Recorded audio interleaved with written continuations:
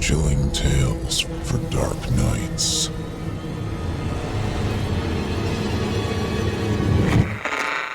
Want to make sure you never miss a Chilling Tales for Dark Nights video again? Be sure to subscribe and hit that bell to turn on notifications. It's time to turn off the lights and turn on the dark. Chilling tales for dark nights.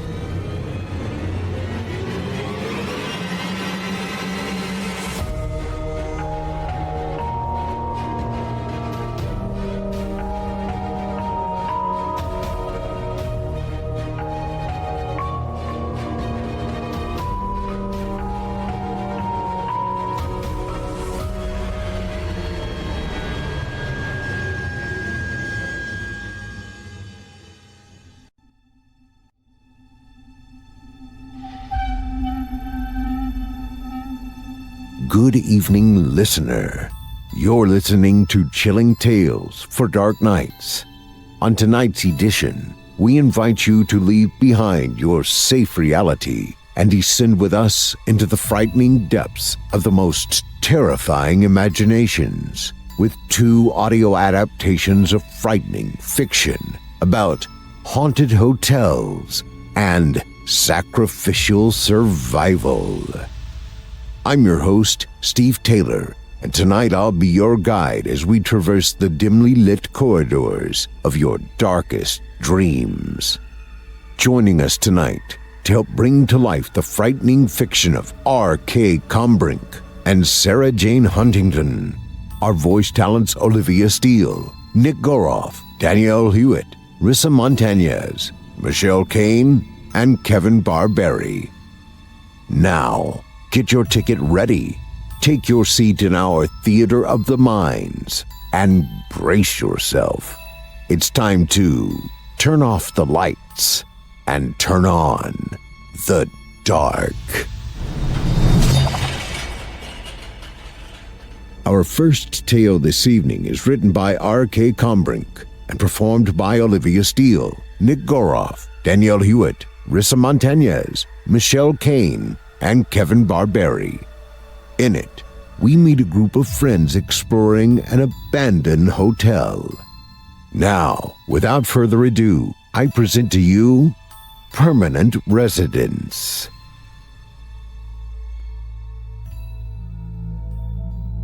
They caught sight of the motel from the bridge that crossed the highway. It squatted on a kidney-shaped plot of pavement, surrounded on 3 sides by trees and dark hills. There was nothing and no one else around for miles. There it is. Amanda reached out and grasped Wendy's hand, squeezing tightly. She was excited. They had done the silo facility in Chillicothe. They'd walked the 3 miles of track to the derelict rail depot in Hartwell. They explored the one-room schoolhouse in Cleves, the old factory in Hyde Park, and the deserted neighborhood off the highway behind Lookout Acres. All had been thoroughly boring, and Amanda wanted something more. A place with a rich, dark history. She'd almost given up on finding one when she overheard 2 girls in the university's common area talking about the Murder Motel. She'd asked some questions, done some Googling, and discovered the thing she'd been looking for had been hiding in plain sight, right under her nose. It had been something of a 9 days wonder back in the fall of 1983. News outlets across the state had run the story of how a man named Terry Lawton had come stumbling into the front office of the Royal Motel just after sunset, waving a pistol. He murdered 6 employees and 2 guests before turning the gun on himself. His wife's body was discovered at the couple's home, a hunting knife jammed deep in her belly, her guts spoiling on the kitchen floor. Their 7-year-old daughter, Jackie, was never seen again. The Royal Motel was shut down quietly and left to rot. No developers came to rehab it. No one bulldozed it to build something else in its place. It just sat, empty and waiting. People forgot the name Terry Lawton, forgot the names of the victims. It was relegated to late-night conversations in bars and truck stops, and even that eventually dried up. For years, the story lay as dormant as the motel itself, Then, after some time passed, it found a second, vivid life amongst the kind of people who could really appreciate gruesome tales of blood and tragedy. All the kids say that a group of devil worshippers started using the place for rituals. That they had orgies and called up demons and communicated with ghosts of people who died there. Amanda grinned as she spun the yarn. They'd left the bridge and turned onto a road rough from neglect and full of potholes. Another story says a group of paranormal investigators went out there to stay overnight and study the place. They ran out screaming after only 3 hours. They disbanded the group and never spoke of that night again. Clark leaned forward from the back seat, pushing his face between the two sisters. The sun was bright, and he squinted out from beneath his red knit cap.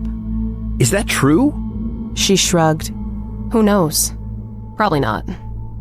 The only thing that's for sure is that 9 people died there. The rest are just rumors. She raised her eyebrow theatrically. But there are a lot of rumors. Everybody at Bridal Field has a story about this place, and there's a couple of websites that mention it. They bumped along for another couple of miles until the pines suddenly swept back from the road, leaving a swath of unruly grass. A thick metal pole reached up from the shrub, topped with a sign that proclaimed Royal Motel, air-conditioned, free HBO. Just beyond that, on the right, lay their destination. A sagging 2-level affair, it sprawled in the shadows of the encroaching woods. Its yellow paint had faded almost to white. There was a check-in office at one end, and a tunnel which cut through to the rear of the motel. Every 10 feet or so were rooms, closed white doors accompanied by large, naked windows. Further down were 2 stairways to the second floor, and a glass enclosure where a long-dead ice machine hulked. Wendy pulled into the parking lot, stirring drifts of dead leaves. No other cars passed down the road. They had the place to themselves. Damn, this is legit. Clark's tone was hushed and respectful. Yeah, Wendy shut off the ignition. but I wish it was closer to home. It's gonna be dark soon. We should have started earlier. Amanda undid her seatbelt. We can spend the night in my dorm if you want. It'll be quiet. Everybody's gone for the holiday. She opened her door and stepped out onto the pavement. A smile spread across her face as she drank in the squalid atmosphere. The chipped and peeling paint, the empty flower pot outside the office door, the ghosts of parking space lines. She was in love. She pulled her pack from the front seat and began rummaging through it. Clark got out and stood next to her, stretching. He looked back in at Wendy. Yeah, that's a good plan. We can all spend the night together. In your dorm room, I mean. Makes sense. Amanda glanced over at him, amused to see his face had gone bright red beneath his scruffy beard. Yeah, we can't use my roommate's bed, so we're all gonna have to squeeze into mine. She pulled her camera from her pack and began snapping pictures. Wendy stepped out and stood by the car. After a moment's consideration, she wrapped her scarf around her neck. It had been unseasonably warm for late November, but it was cold in the shade of the motel. She sniffed the air. Ugh, what's that smell? The artificial click of Amanda's digital camera went off and the flash bloomed. I don't smell anything. She was fascinated with the grime on the windows. It made patterns that looked like handprints. Clark went around to Wendy's side and leaned against the car. No, there's definitely a smell. It's like dead leaves, moldy carpet, and raccoon shit. His voice dropped to an ominous growl. Or maybe it's the lingering stench of death. He chuckled and lit a cigarette. Don't be a dick. People died here. Wendy shut the driver's side door and sidled over to her sister. Is this one creepy enough for you? Amanda kept taking pictures, her eyes on the view screen, but she spoke as she moved the camera around. Another thing they say is that sometimes people driving by at night see lights on in the windows. And sometimes they see shadows in those lit up rooms. Wendy hugged herself and shivered. Maybe people are staying here. Squatters or something. Amanda looked up from her camera. And who's paying the electric bill? She slipped the camera strap over her shoulder and hoisted her pack. You guys ready to explore? Without waiting for an answer, she strode across the parking lot towards the front office. She stepped over a parking block onto the walk. Stubborn weeds clawed their way up between the cracks in the cement. She pressed her face up to the plate glass that fronted the office and put her hands to either side, trying to see in. This was where Terry Lawton had gunned down 4 of his 8. Actually, it was 10 counting the wife and little girl, she reminded herself. Victims. The night manager, the front desk clerk, and 2 maids. She felt a morbid thrill knowing that blood had been spilled just a few feet away. The window was nearly opaque with dust and grit, and it was very dark inside. She couldn't make out anything at all. She tried the door and found it locked, just as she expected. No big deal. She had her lockpicking kit. She heard Wendy and Clark shuffling up behind her and turned to face them. I say we start with the rear of the building. Cut through the tunnel, see what's back there. Maybe try a few of the other rooms, then make our way back here. Finish with the office. What do you guys think? Wendy chewed at her lower lip. She looked uncomfortable. How many rooms do you want to go through? We can't stay here too long. It's already 3:30. Jesus, Wen. We drove all this way. We're gonna check out as many rooms as we can. We've got flashlights. Sorry, I was just asking. Clark tossed his cigarette to the ground and put his hand on Wendy's arm. Don't worry about it. We'll be all right. She gave him a withering look and shrugged his hand off. I know. I was just asking. Amanda left them behind. She went into the tunnel that connected the front of the motel to the rear. It was dark inside.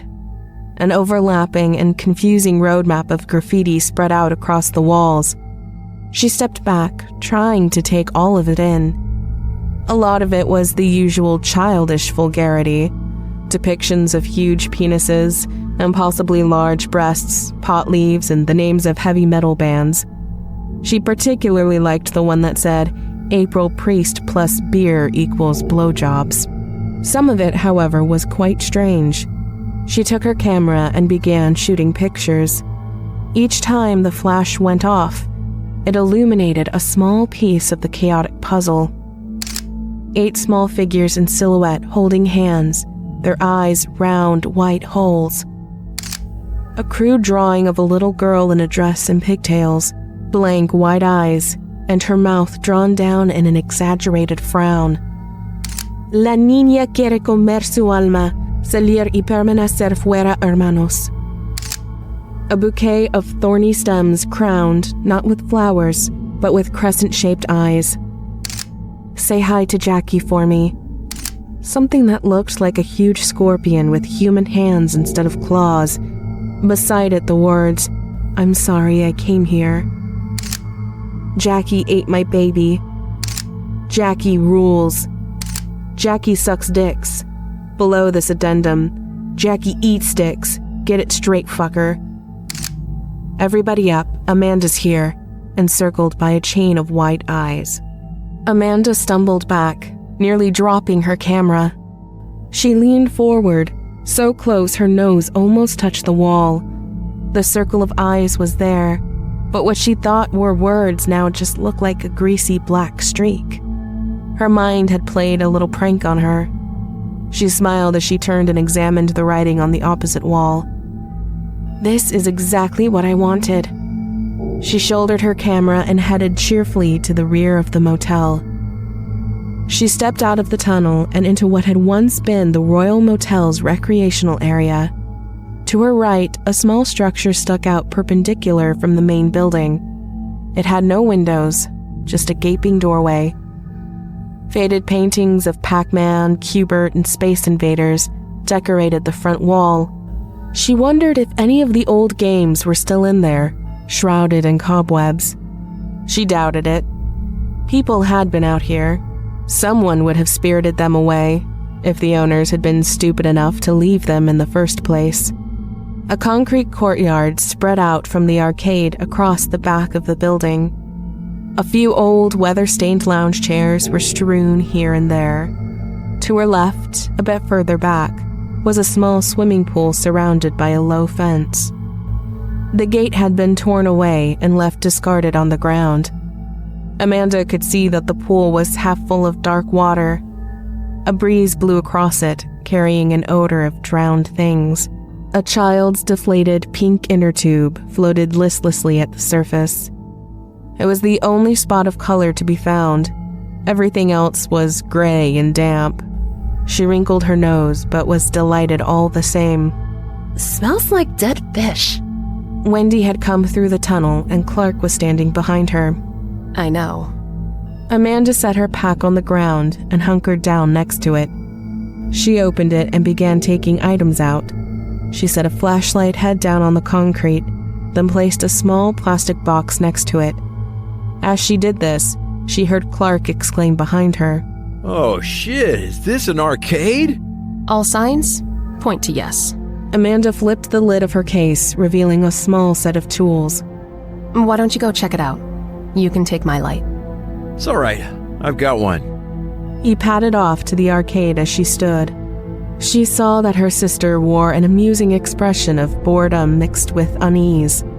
Amanda knew the only reason Wendy went on these excursions was because she wanted to show everyone she was more than just a pretty face. She gamely clambered through garbage-strewn trailers, rodent-infested basements, and crumbling factories. She took photos and commented on blog posts, but Amanda knew she had no real interest in these lonely places.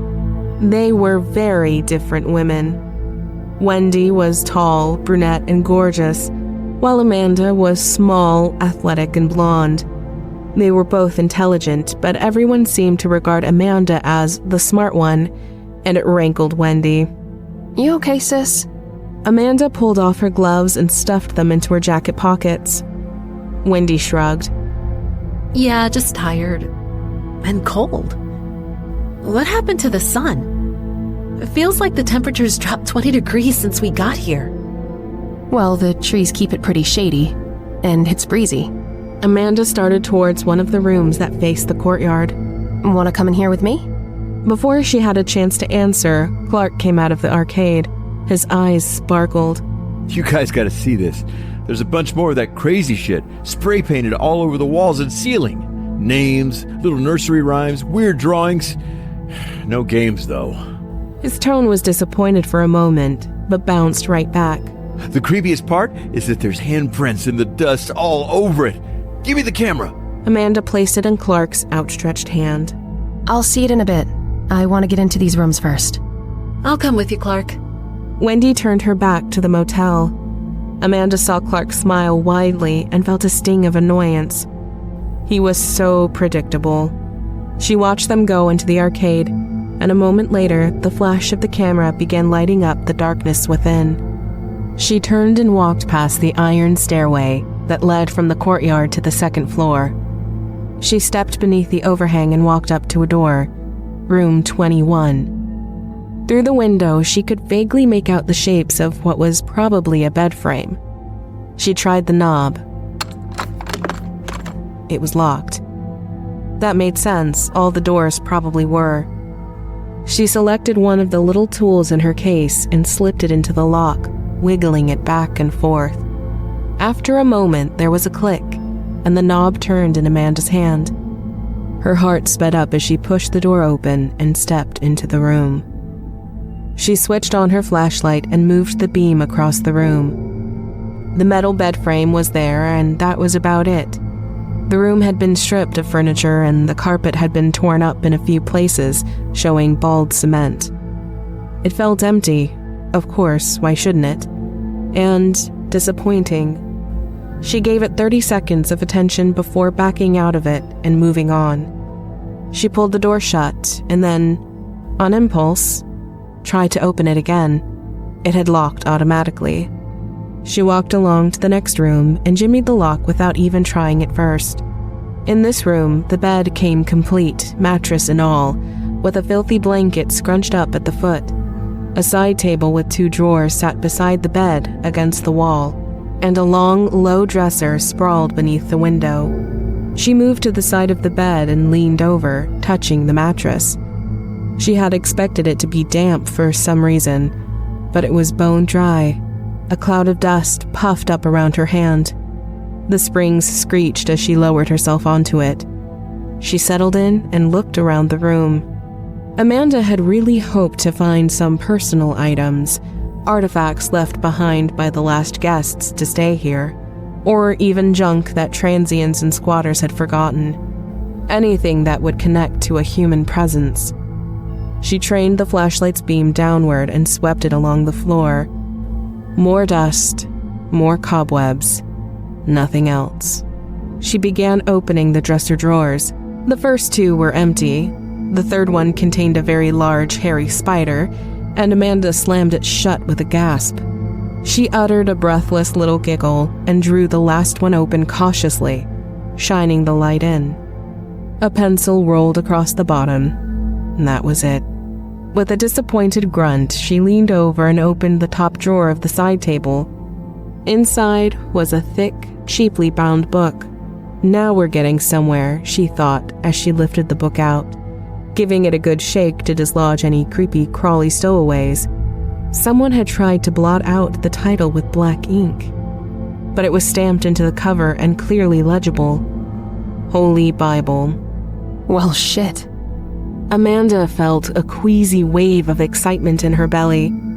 She tried to flip through it and found all the pages were stuck together.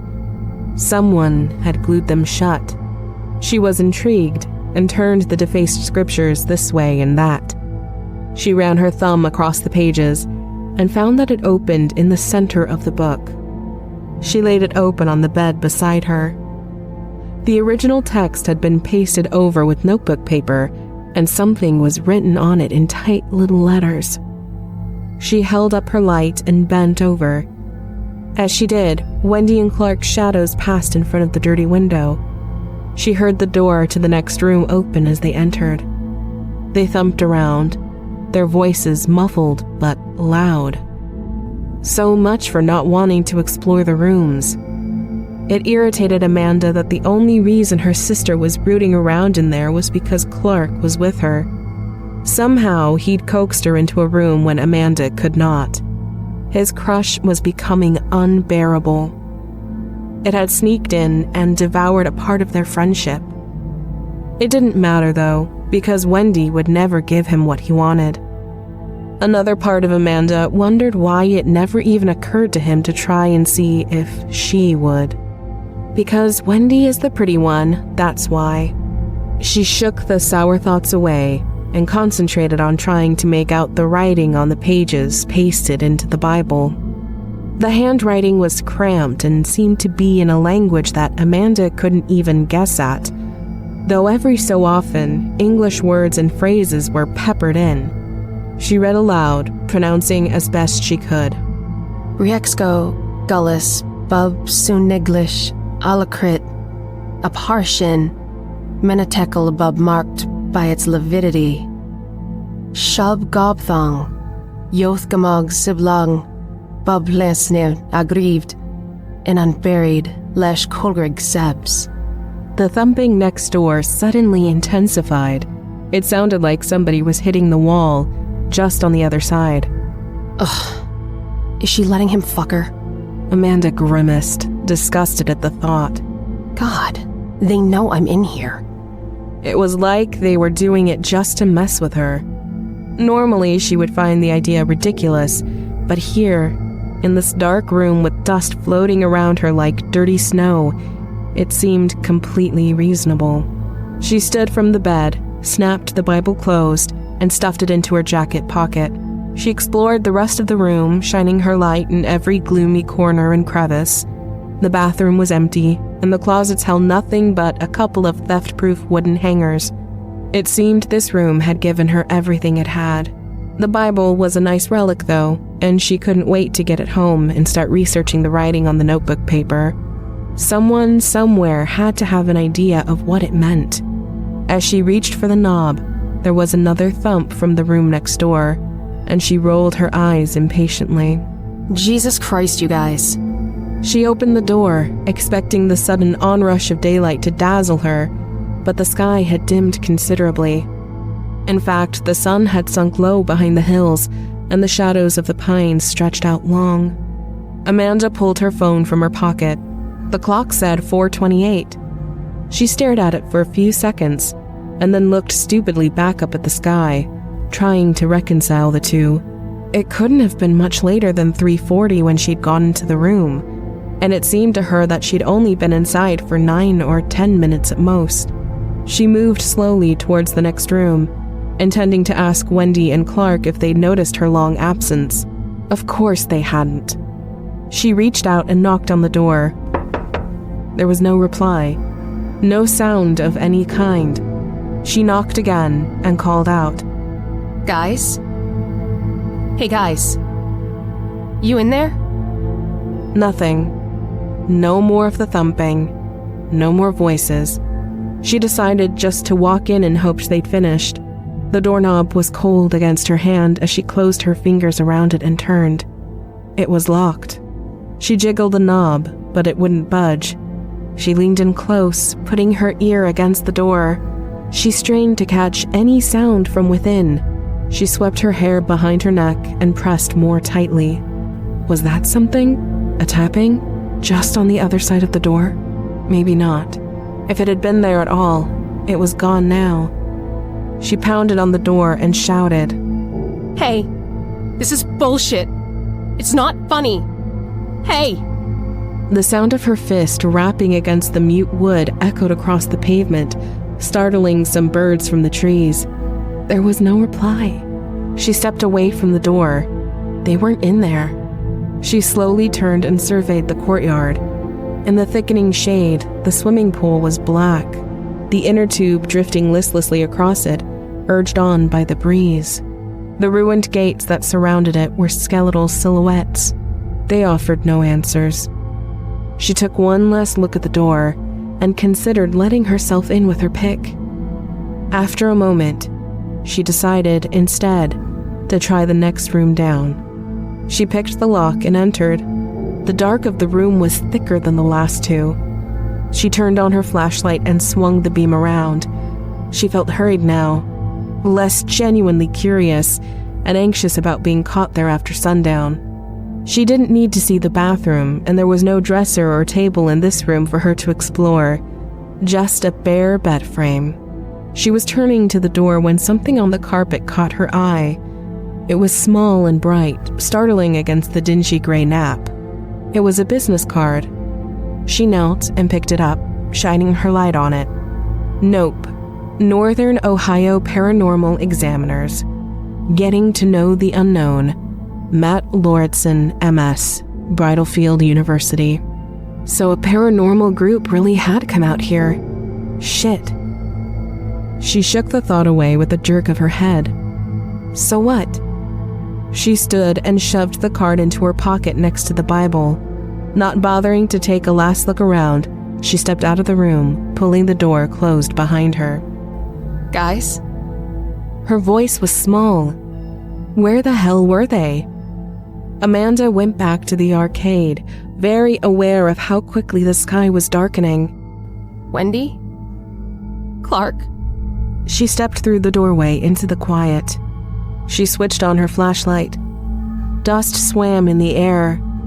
She looked around the room and her breath caught in her throat. There was graffiti on the walls and ceiling, as Clark had said, but he'd gotten it wrong. There were no words, no obscene pictures, just hundreds, maybe thousands of eyes, all shapes and sizes, some detailed, some simple, all staring at her. She backed away from the wall and tripped over something in the middle of the floor. She landed hard on her rear and dropped the flashlight. It spun a few times and came to rest with the beam trained on what had tangled up her feet, the camera. She snatched it up by the strap and stood. She thumbed the power button, and the little green light came on with a mechanical whine. She couldn't understand why Clark would leave it lying there. She turned on the view mode to see what the last picture he'd taken had been. It was a shot of Wendy in the doorway, framed by gray daylight. She wasn't smiling. There was a strange smudge in the background over her shoulder. Amanda pressed the little plus sign, enlarging the picture and scrolling it slightly to the right. It wasn't a smudge, but a shadow. A person standing behind her sister. The sun was almost gone, a fading pink glow behind the silent pines. She stepped out into the shady courtyard and yelled as loudly as she could. Wendy! Wendy, please! She desperately hoped they were messing with her. She wouldn't even be mad. She was ready to leave now. Her footfalls were loud as she hurried across the pavement. She turned and went into the tunnel, calling for her sister as she went. She had never wanted to see Wendy as badly as this before in her life. A knot of dark worry bloomed in her chest. She needed her sister, needed to wrap her arms around her beautiful shoulders and feel her rightness. Amanda could see the car out in the front parking lot. It was running and the headlights were on. The front doors were thrown wide open, but no one was inside. She was about to step into the parking lot when she realized, with a start, that something was wrong with the tunnel. She shined her flashlight across the walls and gasped. All the writing had disappeared, replaced by more mute, indifferent eyes. She remembered chuckling at the silliness of the adolescent graffiti, April priest plus beer equals blowjobs.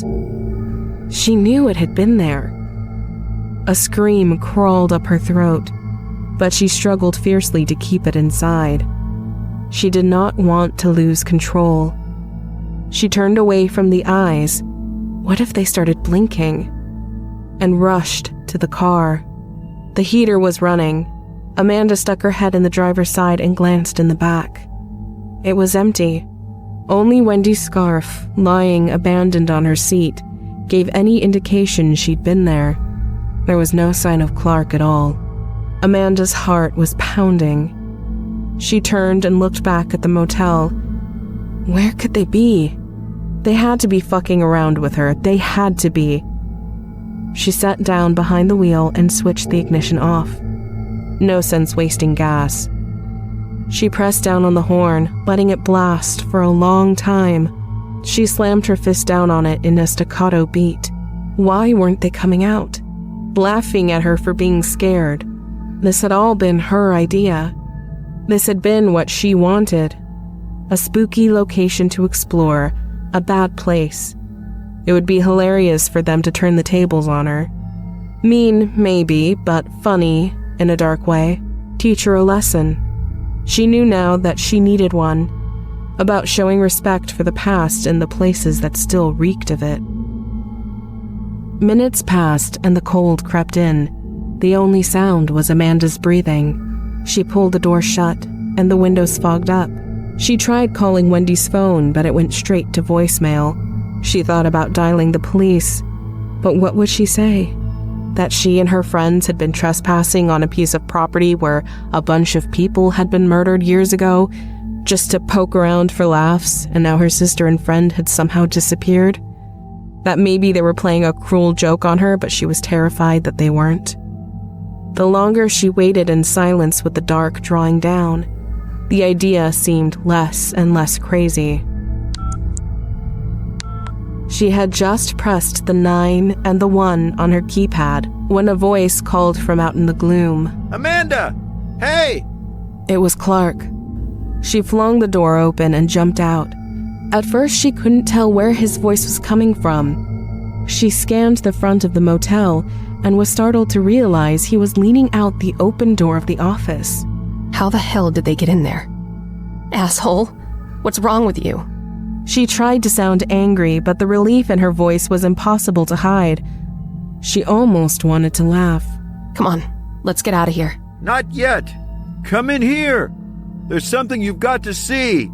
Amanda rolled her eyes. She lost all desire to explore the Royal Motel. She'd seen enough. As far as she was concerned, it was time to maybe look for a new hobby altogether. She shook her head and called back. No, come on, I'm cold. Where's Wendy? She's in here. She wants you to see this. Hurry up. His small form, barely visible in the dark, disappeared back into the office, letting the door snick shut. Amanda was annoyed all over again. These two were real pieces of work. She left the car behind and strode to the door. They were acting like mean little kids. Bullies. They were probably hiding in there, waiting for her to enter so they could jump out and scare her. She wasn't going to give them the satisfaction. She would steel herself for the shock and show no reaction. She reached out and pulled the door open. She stepped into the heavy darkness and readied herself for whatever they had in store for her. She realized too late what a horrible mistake she'd made. The door closed behind her, enfolding her in darkness, but she could still see well enough to know the room was full of people. Arms, legs, bellies, eyes, and feet swam in and out of the shadows. With a choked scream, she threw herself back against the door. It wouldn't budge. The people in the dark didn't move. They just watched as she flung herself over and over against the unyielding glass, pounding her fists uselessly. She cried and called for help, called for Wendy and Clark and beat at the door. It wouldn't open. She tried to punch through the glass, but it was too thick. No one made a sound behind her, not until she slid to the floor, tears streaming down her cheeks, sobs turning to exhausted dry heaves. Then a voice spoke up, one she'd never heard before, the voice of a little girl. No time for that now, Amanda. Everybody's here. There was a childish giggle and sudden light filled the room. Amanda didn't want to turn around. Every instinct she had cried out against it. But of course, she did. Ancient dead bulbs in the ceiling glowed with phantom power, revealing the small crowd who stood watching her. 5 men, 3 women. Their clothes filthy and tattered, stained with age and blood. One of the women was missing her right eye, along with most of the right side of her face. Her hair was a matted bird's nest that hung over the dark wound like a curtain, and Amanda could see bugs squirming in it. Another, a man wearing a loud sport coat and jeans, had a ragged hole in his shirt, just above his belt.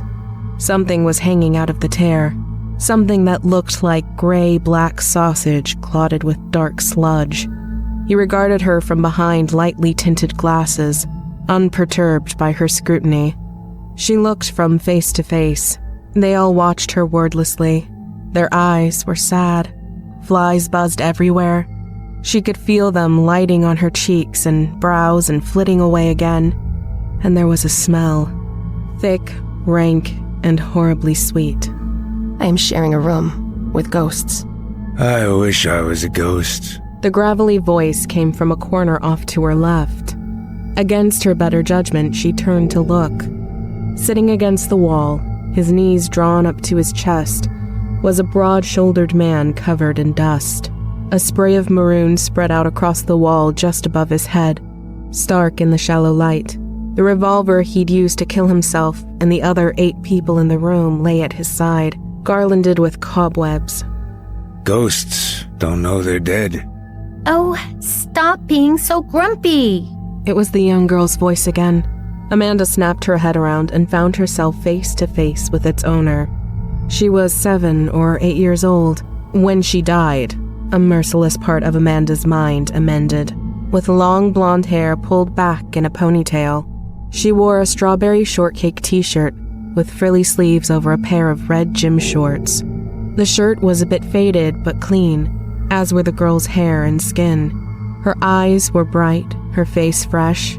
She was in complete contrast to the other things that shared the room with her. It was perhaps in deference to this distinction that their dead eyes glowed with adoration as they gazed down upon the little girl. She drew very close to Amanda and smiled. Her teeth were white and perfect, but her breath, her breath was vile, like the wet, clogged odor of the swimming pool out back, but much stronger, much closer. Jackie. Amanda had known the moment she'd heard the girl's voice, but now, looking at her, breathing in her foul reek, it seemed necessary to say out loud, You're Jackie Lawton. The girl's face lit up, delighted but not surprised. And you're Amanda Corcoran. I'm glad you came. From the corner, the dead, but not ghostly, he'd been very clear on that, Terry Lawton moaned miserably. I'm so sorry. I thought they brought her here to kill her. I didn't know. The mirth drained from Jackie's eyes, and she spoke through suddenly clenched jaws. Daddy, I told you to stop being so grumpy. He sobbed, or maybe chuckled. It was hard to tell, but the words kept spilling from his spoiled lips. They brought her here. But that's what she wanted. It's what she was waiting for. How could I know? Oh, Sharon. I'm sorry. I'm so sorry. I didn't know she had that knife. I could have stopped her, maybe. His voice gurgled and rasped. Jackie's face suddenly snapped away from Amanda. It flew back towards her father's body, carried on a neck suddenly grown long and thin. Her ponytail flew out behind her head like a poisonous comet's tail, and the sound of her teeth chomping together was hideously loud as she spoke. Shut up! Shut up! Shut up! I told you to never speak about Mama. Never, ever, ever. Now it was clear the man was laughing. It was an awful sound. Or what? You can't make this any worse. I'll say what I want. You're the one who killed her. You're a terrible daughter. His words dissolved into a series of wheezing coughs that in turn lapsed back into sludgy underwater gurgles. I spared her this. Jackie's voice was no longer like a little girl's. It wasn't like anything human at all anymore. It was as if the buzz of cicadas in high summer had formed into words. Because I loved her best. I loved her only. I spared her so you would suffer this, Daddy. The head pulled back on the serpentine neck, a triumphant sneer wrinkling her lips. I'm leaving you here. My flock is coming with me, but you'll stay behind with the new residents. Terry Lawton's face crumpled with fear and terror. No. I'm sorry, sweetie. I take it back. Please don't leave me here with them. Please. Jackie, please. With horrifying speed, Jackie thrust her head forward and clamped her mouth over her father's. For a moment, it looked like they were sharing a deep lover's kiss, but then Jackie pulled back violently, Terry's brown tongue dangling between her teeth. She tossed her head back, letting it slide down her gullet like a pelican swallowing a fish, and then smiled. I told you to stop talking. As if this pronouncement had some other significance, the other dead people in the office all raised their hands above their heads in unison and chanted in low, hissing tones. Medhar, Kokro, Lor, Shub. Come on. Jackie swung her head back to Amanda, hovering above her like a jack-lantern. Her eyes had become huge empty sockets that glowed bright white, and her teeth had grown long and sharp. But when she spoke, her voice was that of a little girl again. I'm sorry to leave you with him, but he should be quieter now. Amanda had no idea she would ever be able to speak again, but she surprised herself by responding. What do you mean? Where's my sister? Where's Wendy? Jackie's grin spread to an impossible width. Even in this form, childish glee capered on her face, and it was abominable. She sang in her high, sweet voice. Wendy, Wendy, her arms and legs are bendy. Before she could stop it, Amanda's hand flew from her side and struck the monstrous face hanging in the air before her. It was like striking warm, wet clay. She recoiled with a gasp, but couldn't contain her words any more than she could her open palm. Where's my sister, you fucking whore? Jackie's crooning abruptly ceased. She closed her mouth and regarded Amanda solemnly. It seemed like a long time past. Minutes. Hours. It was hard to say. Silence crept in. The dead watched impassively. Terry hadn't moved in some time. He just sat in his corner with his head cradled in his arms. Amanda got the idea she was dreaming, maybe sick with a terrible fever, and relief began to flood through her. But then she caught a strong whiff of the room and of Jackie's breath and knew it was no dream. Finally, Jackie spoke. My flock, my friends, picked this place because they were waiting for me to be born. They knew I would be special. In fact, they helped bring me here, to this world. Her human voice had been left behind for good. Her words buzzed and rattled. They spent years reading books, learning languages. They hurt people. They killed people. They watched for signs, and when I was born, they found me. My daddy didn't know what I was, but I think Mama did. She knew, but she didn't care. She loved me anyway. That's why I let her die free.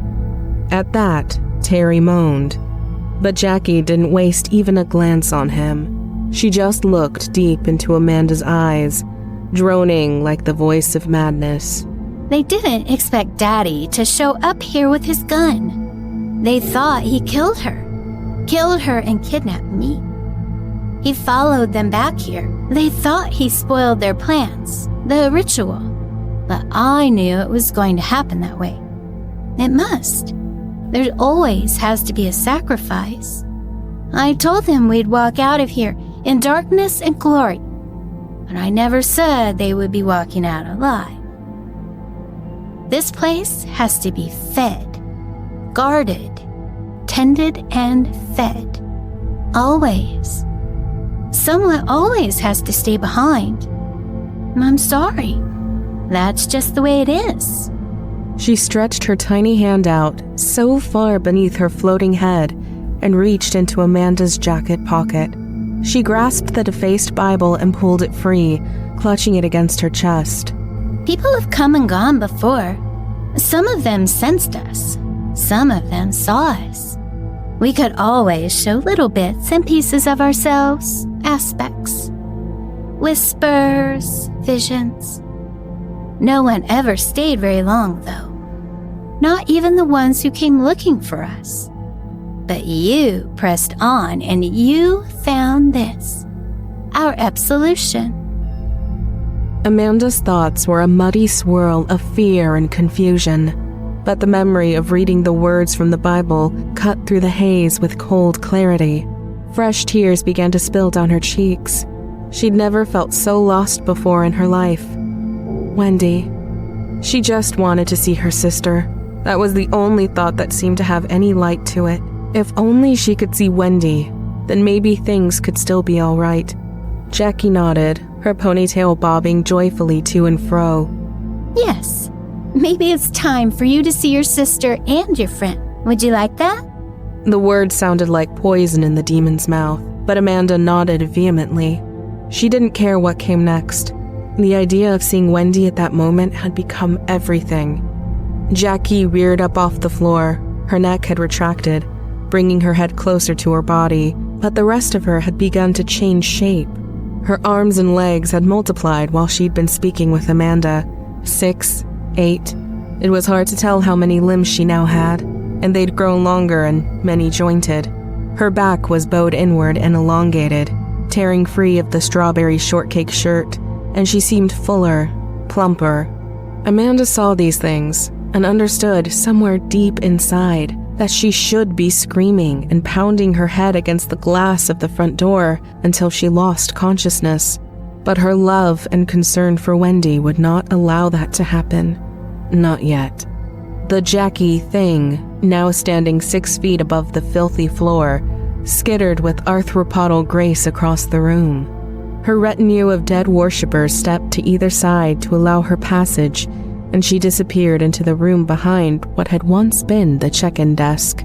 Amanda waited, trying not to think about the flies crawling in her hair, the chill of all those lifeless eyes upon her. or the way Jackie's abdomen had undulated between her spindly legs as she moved away. She tried to think about nothing other than seeing her sister. She didn't wait long. A few minutes after Jackie had disappeared into the back, 2 shadows came shuffling into the room. They shoved past the small, silent congregation that huddled beneath the fluorescent ghost lights and stopped in front of Amanda, swaying gently. Amanda took one look at her sister Wendy, whom she'd built tents out of blankets with when they were little, who'd been the first person she called when she lost her virginity, who she'd confessed her stupid, useless crush on Clark to, and began to scream. Wendy's face had been smashed in. Her jaw had been wrenched horribly to one side and crushed. Her lips were split wide, exposing threaded gums and a jumble of teeth. Her beautiful dark hair was matted to her face with dark, tacky blood. Her nose had been obliterated, reduced to a red, wet channel. Her eyes were bright, though, bright and aware and staring at Amanda with dull hate. Beside her, Clark stood with his head twisted nearly around backwards, his skull crushed above the right temple. One eye socket had been fractured and his eyeball had sunken into it, caught in the oozing crack. Blood and brains leaked from the gash in his head and down onto the collar of his coat in pink and red lumps. His good eye was also trained on Amanda, sad and afraid. Jackie reappeared behind and above them. She was huge now, almost filling the room. She had sprouted long, dragonfly-like wings that shimmered in the sick light. She'd shed her clothes and her body had become segmented. Eyes like white toadstools opened up all along her sides, lidless and glistening. The worst, though, was that her face was still, more or less, that of the little girl she had been. Amanda, summoning the last bit of sanity she possessed, howled angrily at the creature towering over the bodies of her sister and friend. You killed them. Oh God, you killed Wendy. The thing that had never really been a little girl named Jackie Lawton at all opened its mouth and laughed in its nightmare drone. Me? Don't be a silly. I've never killed anyone. You did that. Amanda rose up off the floor, her fear and grief buried under an avalanche of cold fury. She could stand no more lies. She would beat this monster into the floor with the heavy, blood-soaked flashlight she held in her left hand before finding a way to... When had she picked up the flashlight? She remembered leaving it in the car with her pack, didn't she? How had it gotten bloody like that? Whose hair was matted to the front plate? She looked back up, and the room was empty. Jackie was gone. Her dead acolytes were gone. Terry Lawton was gone. All was dark. But she still had the flashlight in her hand. She thumbed the switch, and it came on. The light filtered through a red haze. She shone it around the room. Not everyone had gone. Wendy and Clark lay on the floor in pools of drying blood. They didn't move. After all of that, it was strange to see dead people acting dead. She aimed the beam of light around the room. One other thing seemed to have been left behind. Terry Lawton's pistol. She crawled over to where it lay and sat up against the wall, drawing her legs up to her chest. She set the flashlight down and picked the gun up. She wondered if it had any shots left. She pulled the hammer back and heard the chamber click into place. Her curiosity grew. She wondered how the barrel would feel in her mouth. After a moment, she put it between her lips to find out. It was cold. She sat that way for a while before she realized someone else was in the room with her. She looked up and in the light cast by the flashlight, saw the silhouette of a young girl just inside the door. A voice that reminded her of summertime and mosquito bites whispered to her, "This place feeds on tragedy." Amanda nodded. She'd finally figured that out. Sometime later, she realized she was alone again. The batteries in the flashlight died. She didn't know if her eyes were open or closed, but the gun was still in her mouth. With a sigh, she leaned her head against the wall and pulled the trigger. They caught sight of the motel from the bridge that crossed the highway. It squatted on a kidney-shaped plot of pavement, surrounded on 3 sides by trees and dark hills. There was nothing and no one else around for miles. There it is. The older boy said to the younger one from astride his bike. They found the bodies of her sister and her boyfriend in room 23. Their heads were busted open. She beat them both to death with her flashlight, and there were brains everywhere. The younger boy paled. He'd begun to regret coming along on this trip. Brains? Yeah, everywhere. And more brains where she killed herself in the front office. That's where we should go first.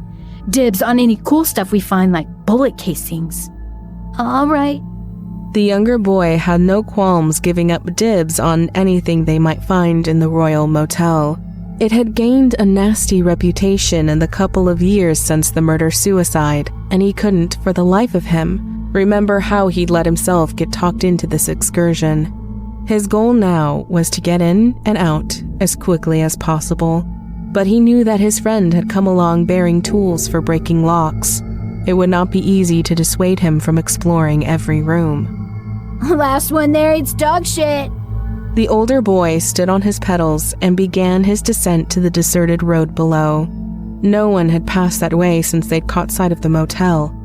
After a moment, the young boy shook his head and followed, hoping they'd be done before dark.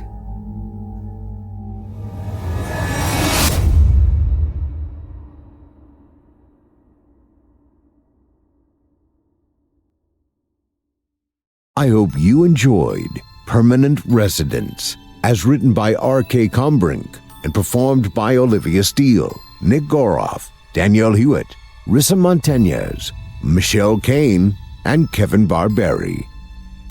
Our second tale of the evening is written by Sarah Jane Huntington and performed by Danielle Hewitt and Nick Goroff.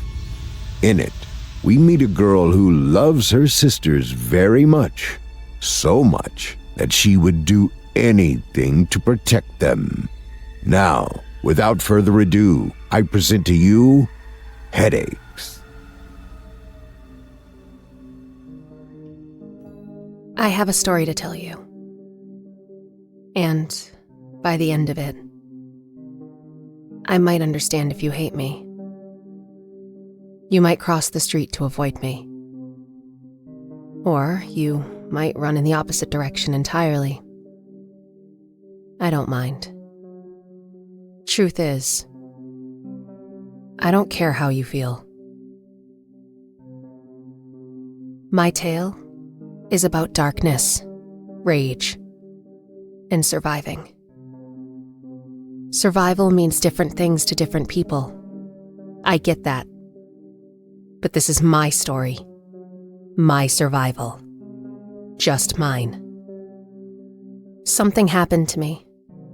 Maybe it was karma. Maybe it was a fat dose of serves you right.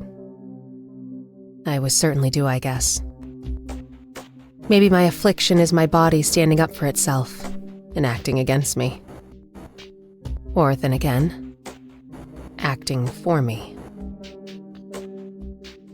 My mind feels full of crawling insects, stinging nasty wasps, and the hiss of television static. I often wonder if razor blades and sharp glass sit in place of a brain in my skull, all kept together and bound with thick barbed wire. No cells, no neurons, just black rot and decay. I was born angry, a ball of fury in a tiny female body. A meanness grew to live in the marrow of my bones and in me. It latched on and thrived. I was sullen, bitter, unremorseful. I never smiled. I sneered instead.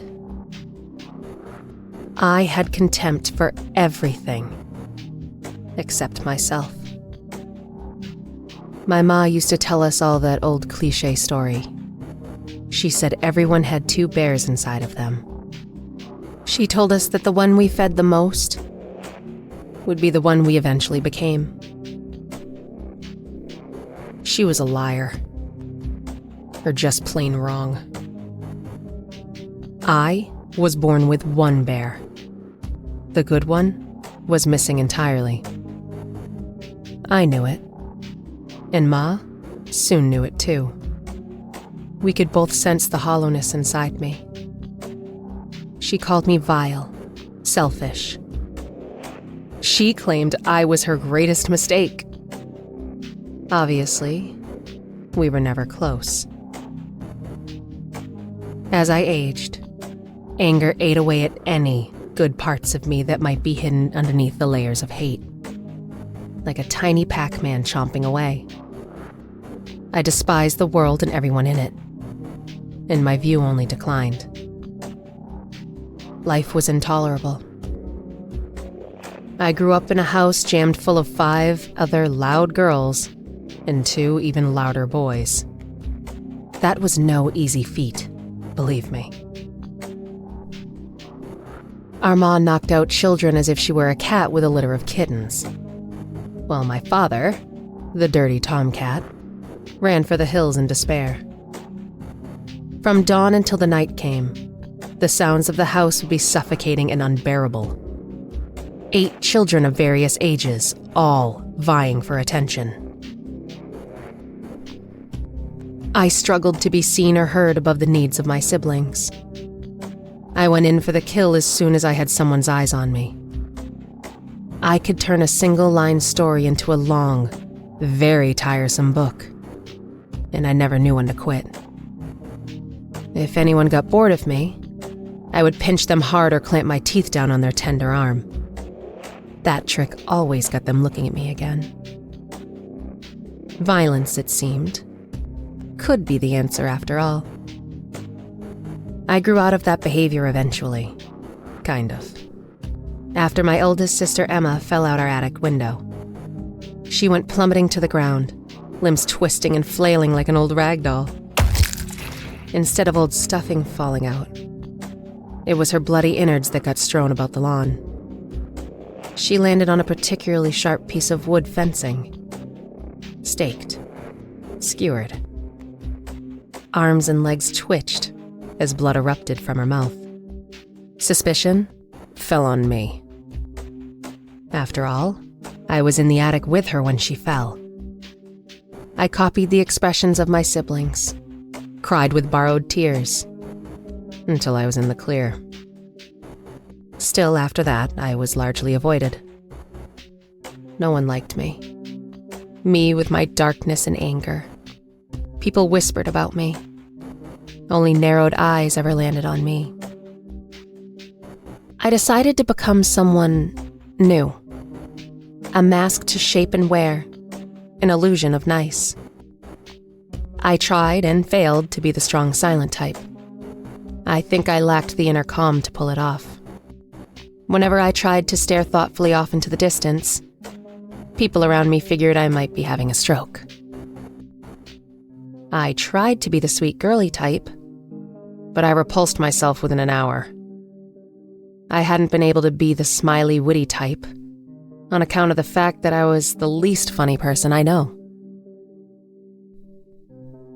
I only laughed when people fell over and hurt themselves. I found that hilarious. Finally, I settled on being a moody and intolerable tomboy. I liked to watch people, especially when they think they're alone. Only then do you get to see the real person underneath the mask they wear in public. So I became a moody watcher. I had Ma cut my long blonde hair short, I dyed it black, and I stuck to it. The last thing my Ma ever called me was a killer and a murderer. She was right. Guilty as charged.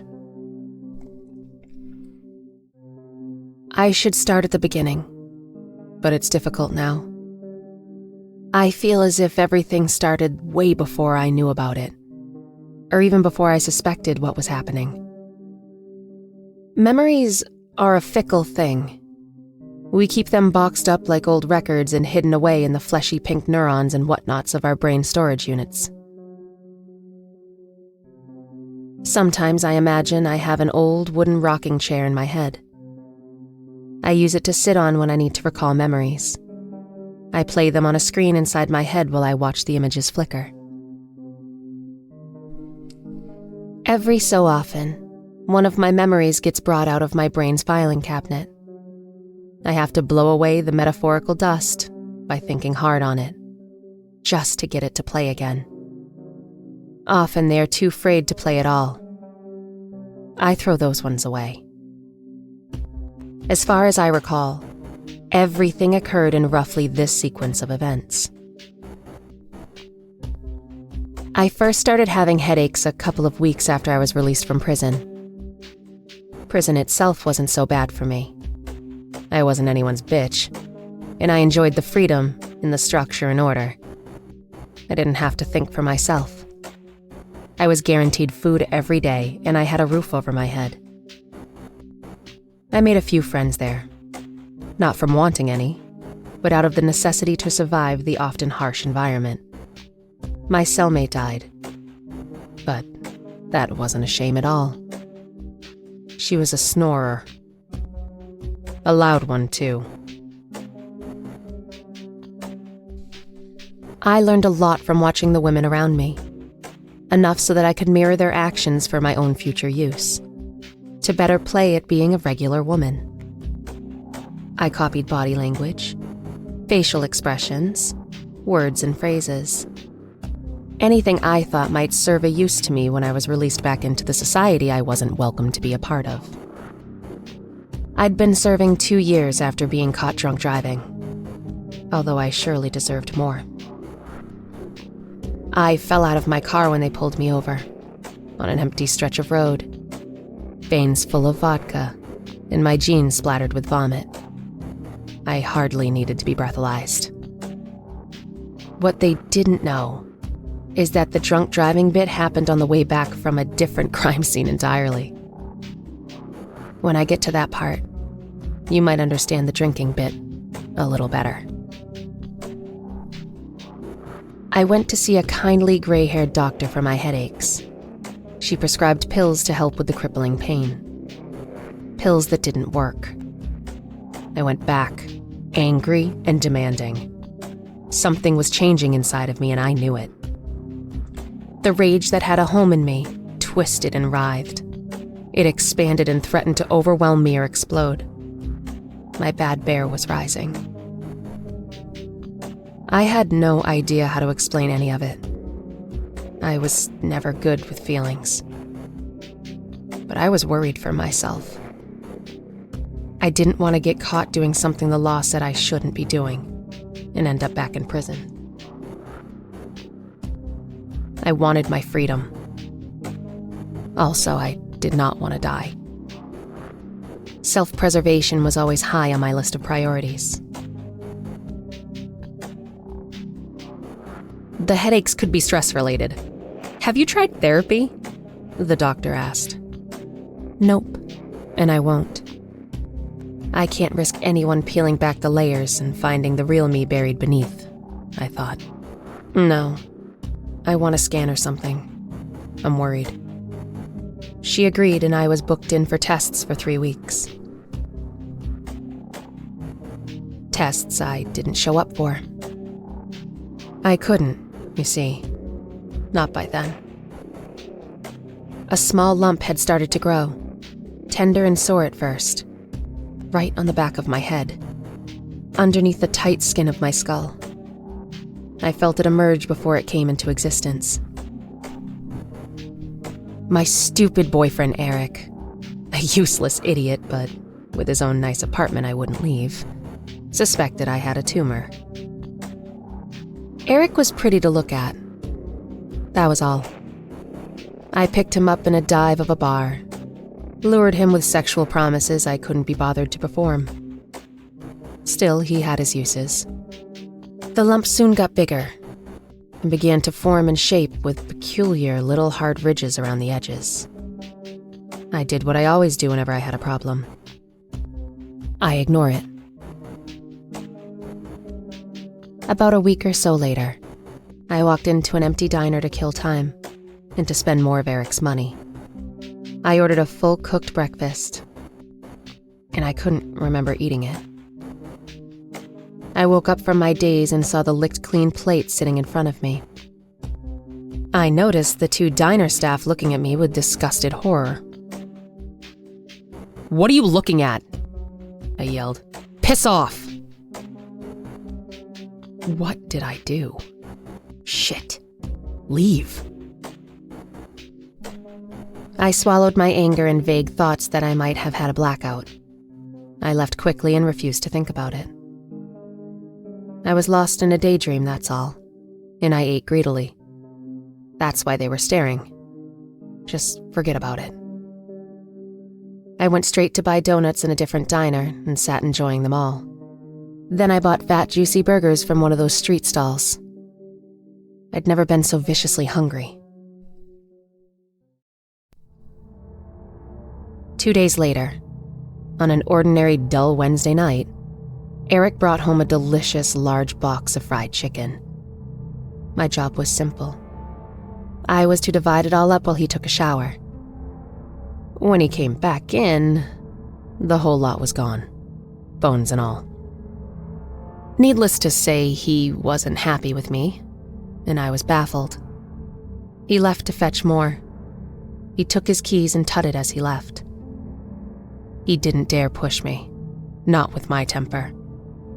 Anger was never far away. It bubbled under the surface of my carefully constructed mask like lava. I knew I must have eaten the food, but I couldn't for the life of me taste it or even remember it. That was a real shame, because fried chicken had always been one of my favorites. The next day I asked Eric to peer underneath my hair again. My headache felt so bad, and my lump tingled and itched until it burned. Annie, this is so weird. It's got, I don't know, white bits? Wait, is that bone?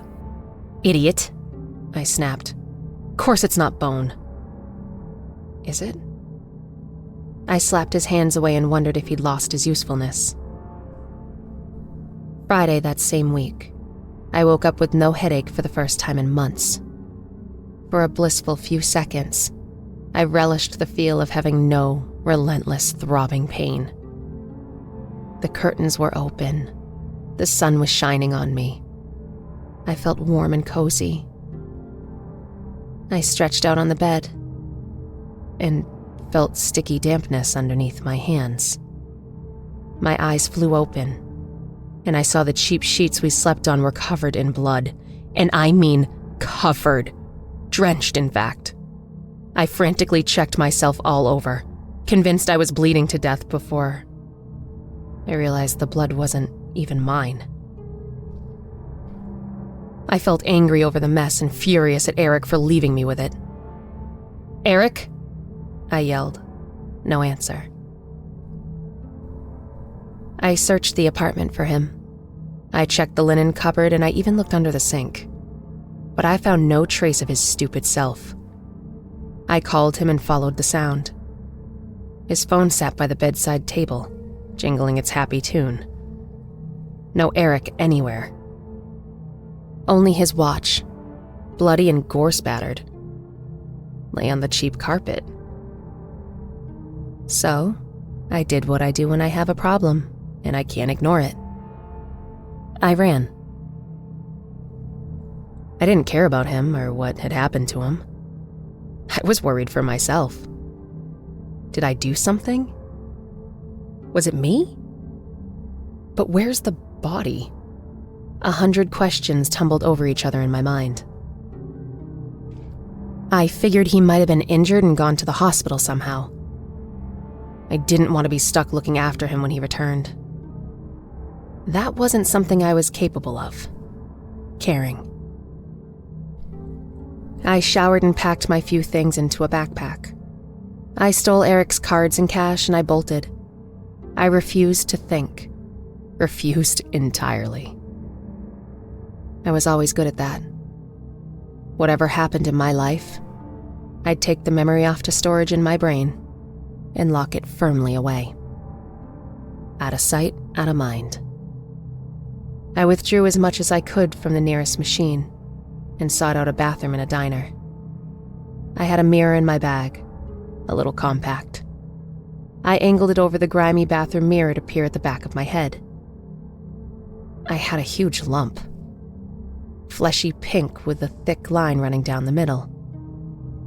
It looked utterly disgusting. Little ridges and white bits caught the light. The inside looked as if it were sinking in somehow. Some kind of brain-eating bacteria? A parasite? This is impossible. What is it?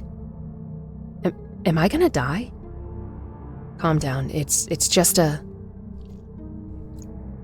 woman came in and stared at me. What? I snapped. Fury bubbled up inside me. I wanted her to provoke me. To say something. Anything. She glided past me and into a cubicle. I left and caught the first Greyhound bus out of Dodge. I knew where I was going.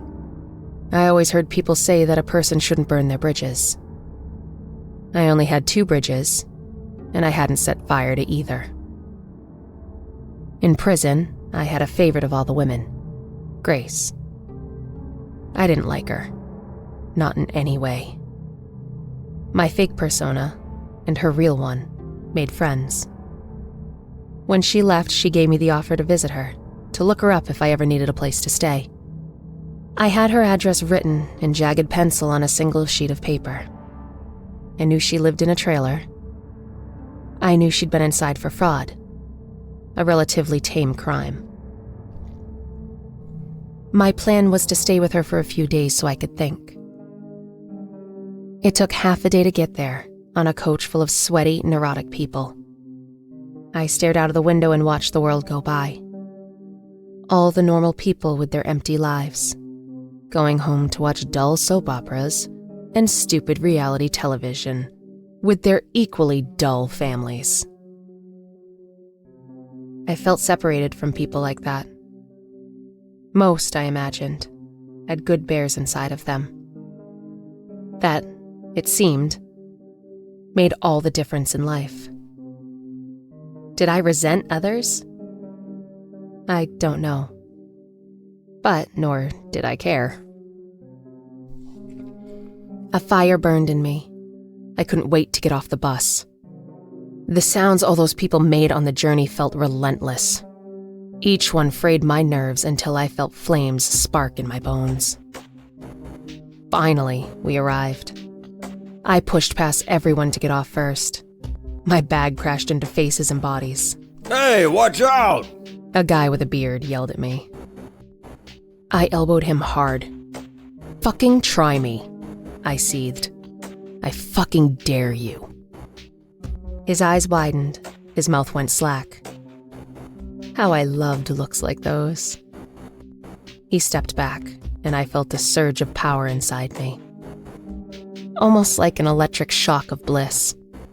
I could smell him, his sudden fear. The scent made me hungry. I was above him, better than him. He was nothing.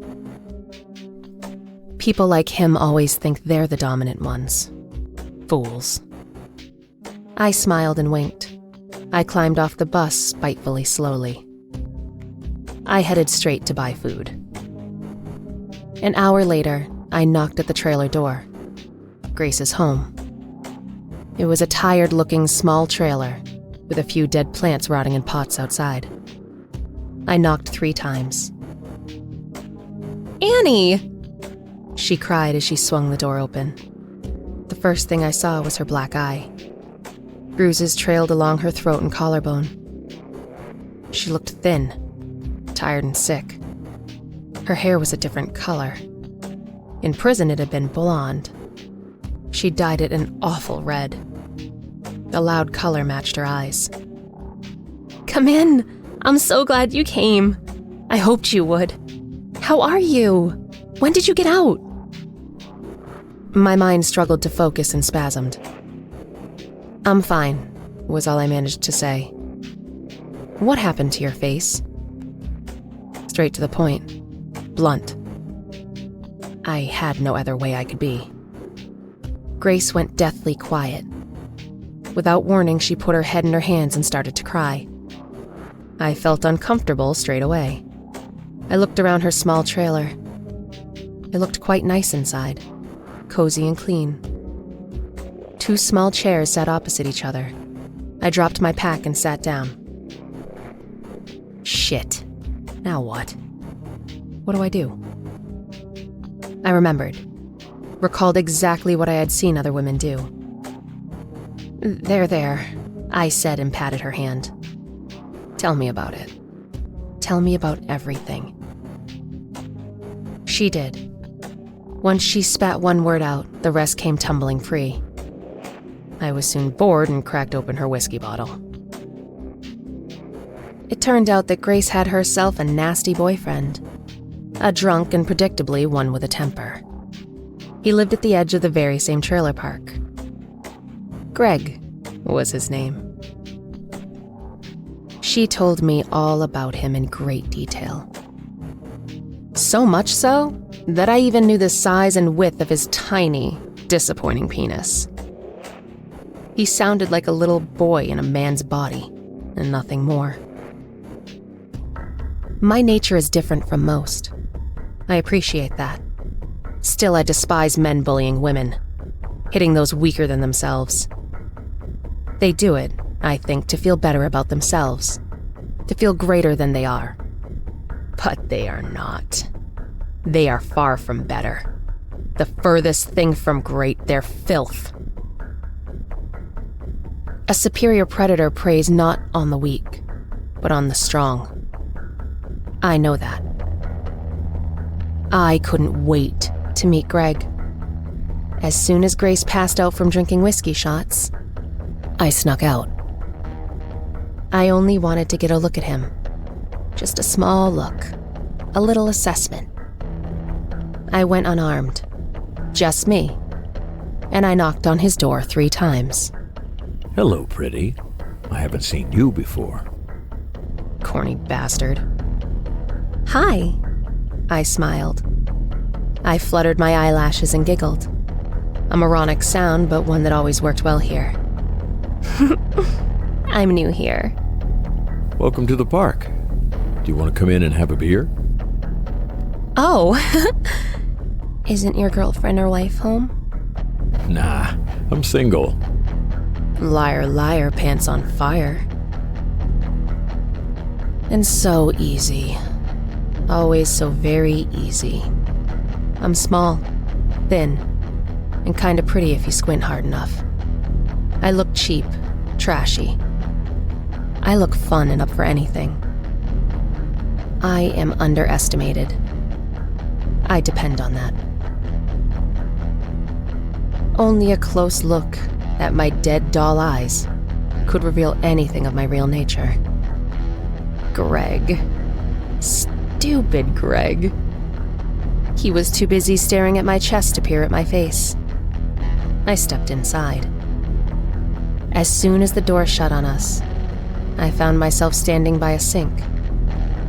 In the sink was a shiny, big knife, covered in melted cheese. Jackpot. It's fate. I should kill him. Or at least chop his dick off and stuff it in his mouth. I wondered if his severed testicles might fit into his eye sockets. If I popped his eyes out first, that is. He crossed to the small fridge to fetch a beer. He asked. My head pounded as he spoke. A sudden flash of pain rippled. My senses heightened. I could smell sweat and pot. Despair and failure. Cheap cologne, too. The back of his nasty shirt was stuck to his back as if it had been shrink-wrapped on. In my mind, I pictured myself stabbing him. Just do it and run. Leave this shitty place. Kill the fucker. I planned the steps I would take. The fury I would feel. The power and the thrill that would belong to me alone. My hand grabbed the knife handle. Excitement rose inside me. 2 hours later, I was sitting on the floor in his trailer, alone. I was staring into space at a grimy cupboard door. I had no memories. Nothing. It was as if my mind had switched off or powered down all by itself. Shit. Where is he? What happened? Did he escape? Another blackout. Blood covered the cheap lino floor. I scrambled up and stared down at myself. I imagined Greg might be walking into the emergency room with stab wounds, or telling police officers about the crazy woman who just tried to attack him in his trailer. Fucker must have knocked me out. Shit! I was furious with myself for letting a stupid, filthy man get the better of me. I ran. I raced back to Grace's trailer. She was still sleeping, passed out. I grabbed my bag, changed my bloody shirt, took her money, and I was gone. One bridge burned to a cinder. Back at the bus station, I expected sirens and lawmen and women at any moment. Nothing happened. I sat and waited and ate burgers. The pain in my head vanished. I'm having blackouts. I have a tumor. Shut up. Everything's fine. Stop worrying. No, I have a tumor. I'm going to die. No, I'm not. It's fine. It's all fine. Just blackouts. Just. Instinctively, I headed for home. Mostly because I had nowhere else I could go. Grace had been my first option. My only kind of friend. I always had a hatred of people and their stupid ways. I tried to avoid everyone unless I thought they could be of use to me. So, home it had to be. My very last bridge. Home was a rickety, lucky to still be standing, farmhouse in rural Alabama. I thought long enough to realize I was behaving like a wounded animal, trying to get back to its burrow, or its nest. I pushed the thought as far back as I could get it. I tried not to think at all on the long journey home. My headaches returned on the second day of traveling, and I popped pain pills like candy. What's happening to me? Nothing, shut up. I never used my cell phone much. I had no one to call after all. But I tried to Google lumps people might find on the back of their head, then cysts, and tumors. It all bored me. No image looked like mine. I tried to take a photograph of my lump, but it looked obscene, porn-like. In the midst of silent passengers staring depressingly out of the windows and two particularly annoying children I wanted to throw off the bus, I fell asleep. My cell phone ringing woke me, and I scrambled to answer. Annie? A male voice asked. I knew the voice, but I hadn't been able to place it at first. Yes? I replied. Where are you? You were supposed to meet me at 11 yesterday. It was my probation officer. I was due my weekly check-in, and I'd gone and forgotten all about it. Sorry, I'm not well. Upset stomach, and it's very contagious, I lied. Both ends, you know. Are you at the same address? Yes. I'm in bed. Ugh. I added a groan for effect. In the distance, I heard loud noises and deep booming voices. My stomach dropped and my senses heightened. I had a feeling I knew what was coming next. Annie, I'm outside your apartment. The police are here. Your boyfriend is now a missing person. Eric. Where is he? It's a crime scene, they said. Blood everywhere. What have you... I ended the call. Shit. I did do something to him. But where was the body? What the fuck is happening? A vague thought spiraled in my mind until I caught it. I Googled Grace's town. There had been what they called a wild animal attack in the trailer park. A shin bone was found. A single shin bone. That must have been what happened to them. An animal. It wasn't me. I just blacked out. I'm no fool. I do not believe my own thoughts. Still, it was a warm and comfortable lie. I turned my phone off and took out its SIM card. I crumpled it up and buried it in the dirt at our next roadside stop. I used my stolen cash to buy plenty of food for the rest of the journey. I was ravenous. Back on the bus, I ate 5 pre-packaged sandwiches that tasted like hell itself. Still, I was hungry. I ate once more. 3 left. The throbbing in my head steadily continued to worsen until it became blinding. I hated headaches. I tried to go back to sleep. I pictured myself lying on a beach somewhere, margarita in hand, food by my side. My stomach rumbled loudly while I dozed. Brakes screeched and disturbed me. I woke with a jolt, convinced the bus had been surrounded by police with big guns. Nothing, just another car overtaking. My stomach warped and spasmed. I was so hungry. I felt around for the rest of my sandwiches, desperate. Gone. Who stole my food? I stood up and yelled. Which one of you stole it? Shh, the passengers moaned. No one moved. Calm down or you're off. The driver shouted. Fuckers. I said and sat. God, I hated people. I wanted to kill them all. I felt rage that someone had sneaked over and helped themselves to my goodies, and left the empty packaging behind too. They were mine. All mine. Silently, I fumed and watched the world go by. I plotted my revenge on humankind. Pain started up at the back of my head, on my lump.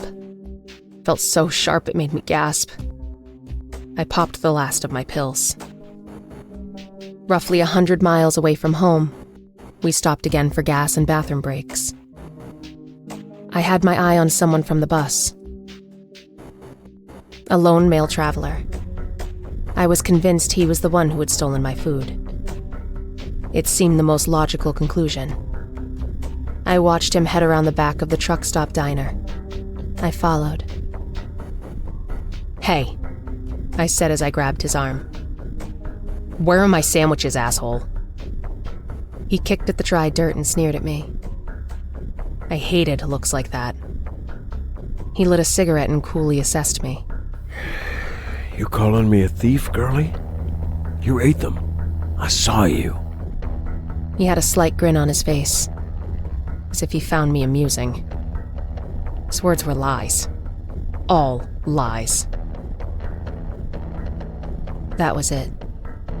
It never did take much. Sparks of fury that were always present exploded. A red mist covered my vision.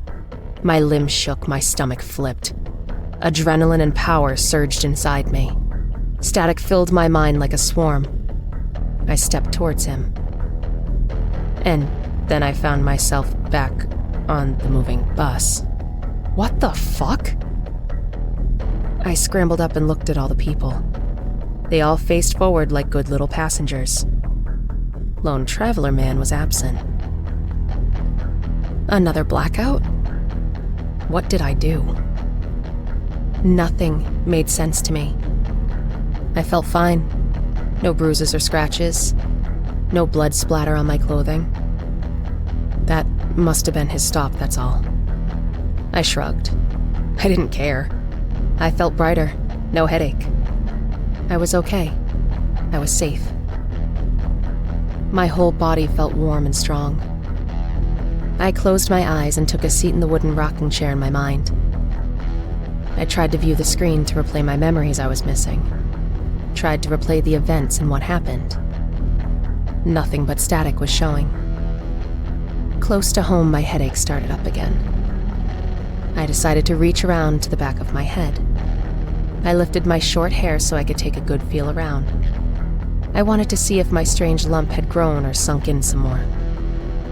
Something razor sharp, sliced the top of my left index finger clean off in less than a second.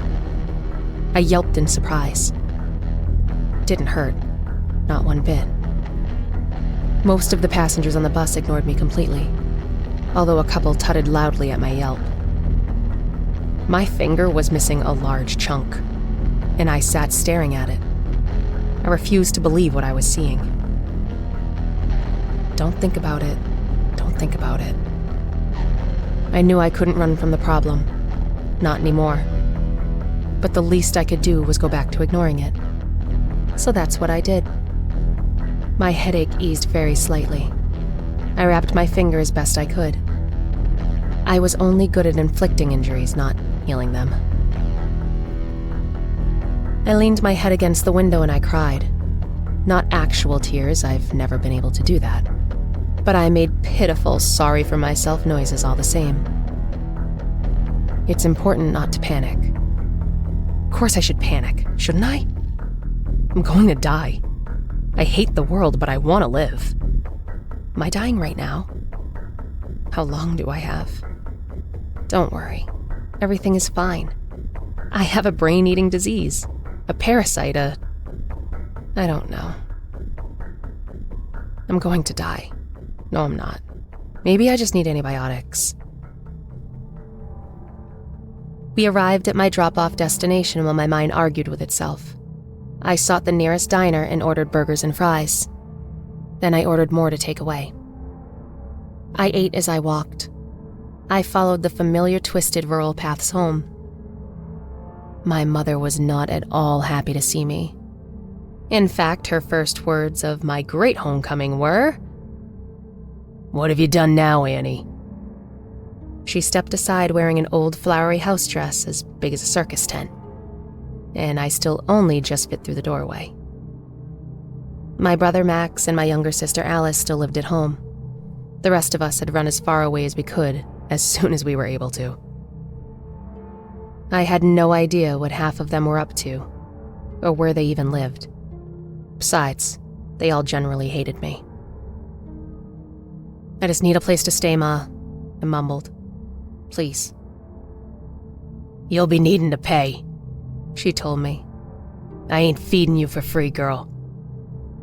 I nodded and slipped past her. I expected nothing less. I was there for one reason only. At the back of my mother's land stood woodland, in an old cabin where we often played as kids. By play, I mean they did. I sat solemnly, left out, overlooked. I had it in mind to hole up there. I explained my plan in short, clipped words, and gave my mother $300. She immediately sent my dazed and permanently confused brother, Max, to the store in town.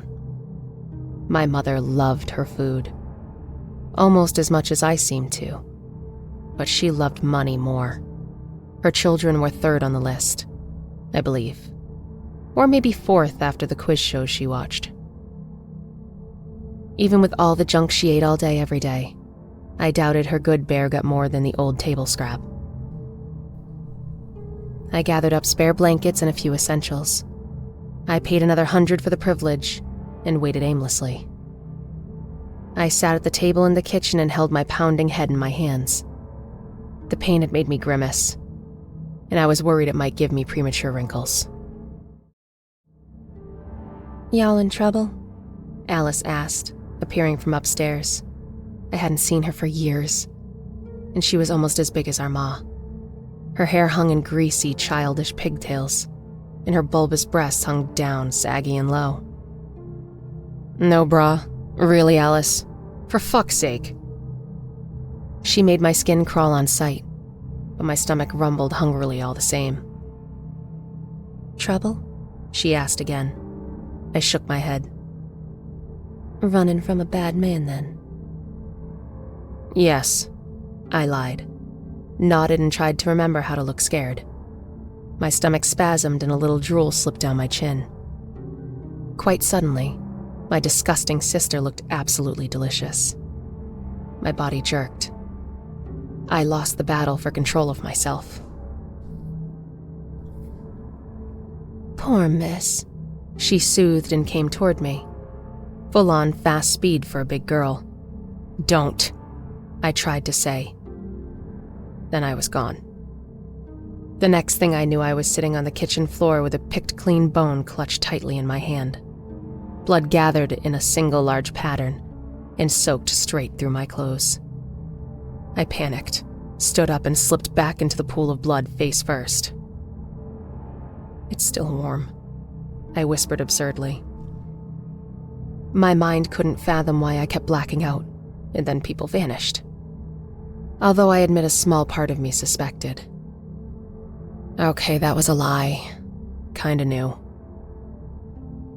"Alice," I said almost silently. I wiped the blood from my eyes and looked around the floor, expecting to see her hiding someplace. I could hear a quiz show playing loudly in the background while my mother shouted all the wrong answers at the screen. My ears buzzed, and a moment of absolute terror and clarity hit me. I did it. And I knew exactly how. A brief, powerful thought swarmed in my mind, and I stopped it before I could play it out in full. It wasn't the right time for thinking. I didn't feel bad for Alice, not one bit. I felt bad for myself. My safe house was ruined. My mother chose the wrong moment to stomp heavily into the room. "Alice, where's my..." "You!" she roared. "Killer! Murderer!" She almost sang the last word and her voice trailed off like a failed opera singer. Started to laugh. I couldn't help myself. The sound came out in big, great snorts, and I belched loudly. A chunk of brain tissue flew out of my mouth and hit the wall where it stuck. "Ha!" I said. My mountainous ma stopped just short of the pool of blood, her face quickly turning pale as each of her chins wobbled. She reminded me of something, and the image of a turkey popped into my head, which in turn reminded me of Thanksgiving. Of course, that got me feeling hungry all over again. She tottered and wobbled around slowly as if getting ready to run, and I laughed even harder at the thought of that. "Guess which bear I fed, Ma? Guess which?" I laughed until my vision turned black. Next thing I know, yep, you guessed it. My mother was gone and so was my headache. Almost. Still, I was hungry. Famished. I pulled a single strip of torn clothing out of my hair. A piece of my ma's house dress. I sat back down to wait. I heard my ma's truck, followed by Max's footsteps. He came into the house carrying several large brown paper bags. "Back, Ma!" He shouted, shutting the door with his foot. "Ma, I got us a bargain at that there store I did." He walked into the kitchen, goofy teeth first, and I smiled. It was fun to watch his expression change from joy to shock to terror as he took in the carnage in the scene. "Come on," I whispered to myself. "Keep me awake this time." And it did. I saw what happened. I knew what I became, and I liked it. Finally, I was me. A whole, complete version of me. I was glorious. I left the house eventually. I showered, burned my clothes, and put on fresh ones. I took all the money I could find and a thick pair of gardening gloves. There were no valuables anywhere that I could find. I took my brother's plaid shirts, and Alice owned a pretty patchwork quilt, so I stole that too. I kicked over furniture and I ransacked drawers and cupboards. I did everything I could to make it look as if the scene were a robbery gone wrong. And I enjoyed doing it. I'm no expert. I don't know if I made the scene believable. I only ever saw a few episodes of CSI. I didn't know what would happen, with no literal bodies to be found. But sooner or later, someone was bound to come looking, and they'd fetch the sheriff. There was still the small matter of all the blood and pieces of bone, too. Not to mention the few teeth I spat out. So, of course, I ran. I took all the food I could carry, and I made my way to the long-forgotten cabin. It was clear, straight away, that the place had been abandoned years before. I almost didn't find it. Thick walls of bushes and trees made it half hidden from me. For the first time in a long time, I smiled a genuine smile. It's not so bad here. It's damp and it's cold at night, but it's safe. A night ago, red and blue lights lit up the sky. I assume it was the sheriff up at the house. That's okay. Really it is. No one will find me here. Maybe my family will get their own Netflix crime special someday. I might be the star. Oh, and there is a mouth on the back of my head. An actual, honest-to-God living mouth. One lined with multiple layers of sharp, vicious teeth. Thanks to the thick gardening gloves. I even know it has a tongue. An impossibility. A physical and literal, very anatomically impossible thing. But yet, it's there. It exists, and it's extremely hungry.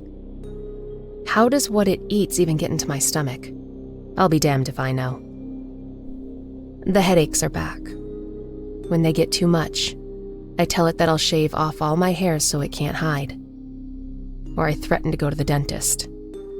It doesn't like that, and the headaches fade a little. In the silence, I can think.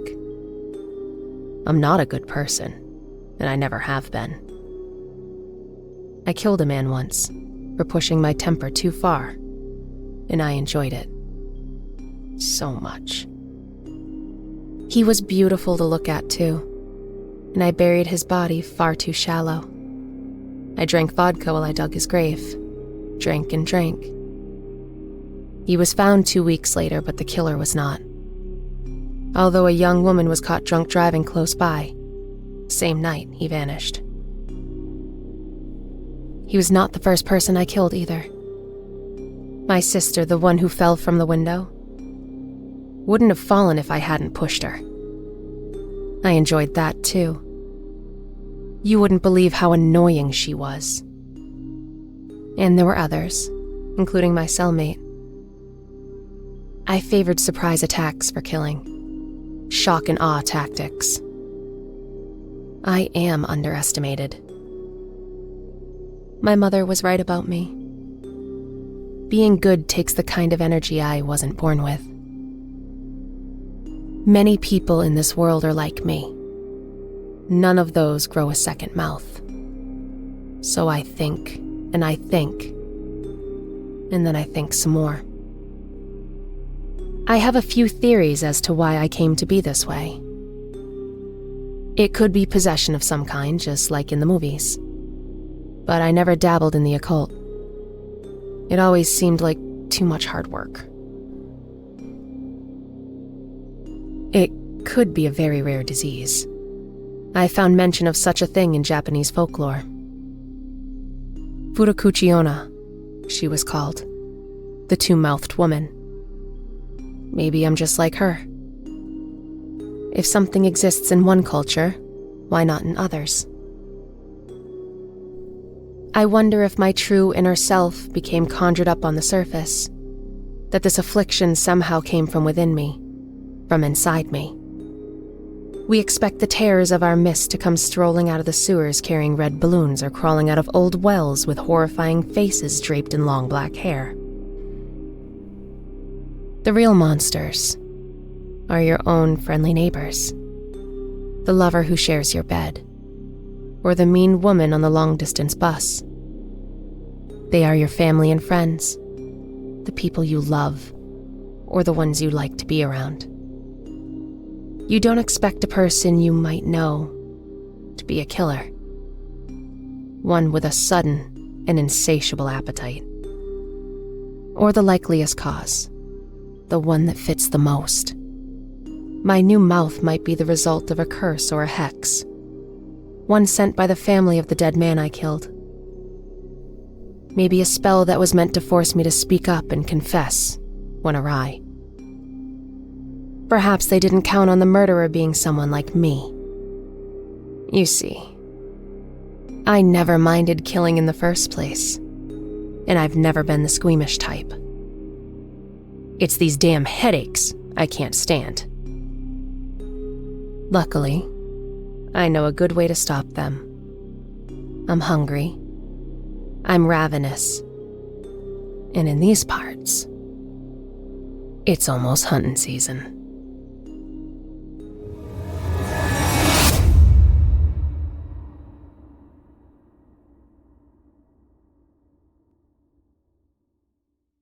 I hope you enjoyed Headaches, as written by Sarah Jane Huntington and performed by Danielle Hewitt and Nick Goroff.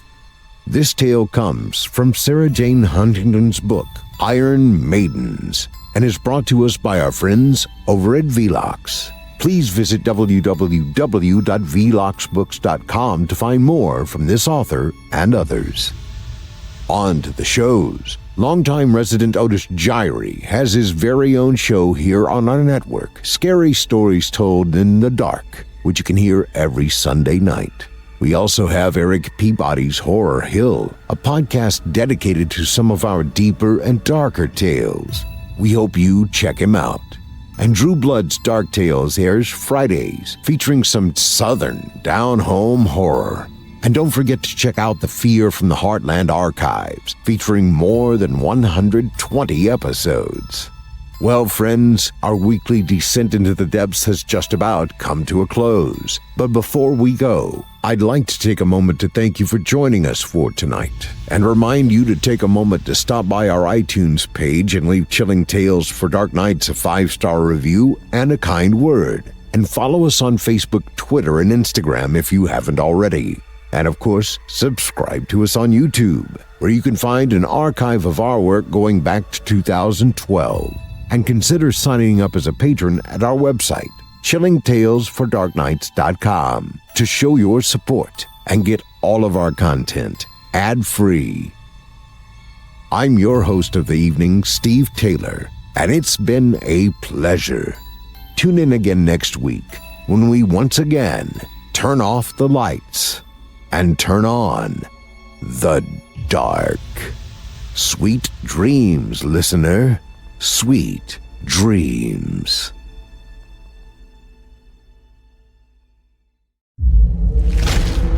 Chilling Tales for Dark Nights.